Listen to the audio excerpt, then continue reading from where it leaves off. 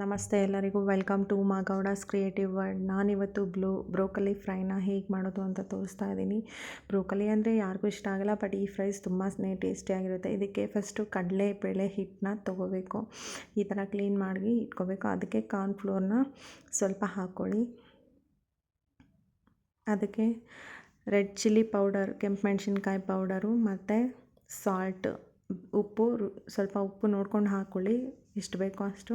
ಮತ್ತು ಸ್ವಲ್ಪ ಚಾಟ್ ಮಸಾಲ ಹಾಕಿ, ಆಮೇಲೆ ಇಲ್ಲಿ ನೋಡಿ ಈ ಬ್ರೋಕಲಿನ ಈ ಥರ ಕಟ್ ಮಾಡಿ ನೀರಲ್ಲಿ ತೊಳೆದು ನೀಟಾಗಿ ಈ ಥರ ಪ್ಲೇಟಲ್ಲಿ ರೆಡಿ ಮಾಡಿಕೊಂಡು ಇಟ್ಕೋಬೇಕು.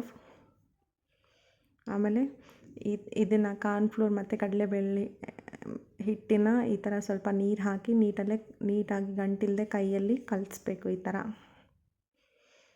ಸ್ವಲ್ಪನೂ ಗಂಟಿರಬಾರ್ದು. ಇನ್ನೊಂದು ಕಡೆ ಒಂದು ಪ್ಯಾನ್ಗೆ ಒಂದು ಸ್ವಲ್ಪ ಎಣ್ಣೆ ಹಾಕಿ ಕಾಯೋದಕ್ಕೆ ಇಟ್ಕೊಳ್ಳಿ.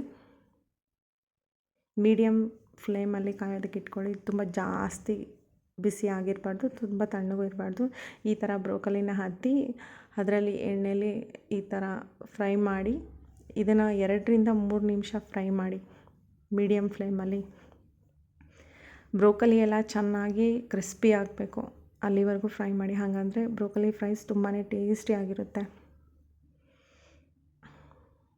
ಈಗ ಫ್ರೈ ಮಾಡಿ 2-3 ನಿಮಿಷ ಆಯಿತು ನೋಡಿ.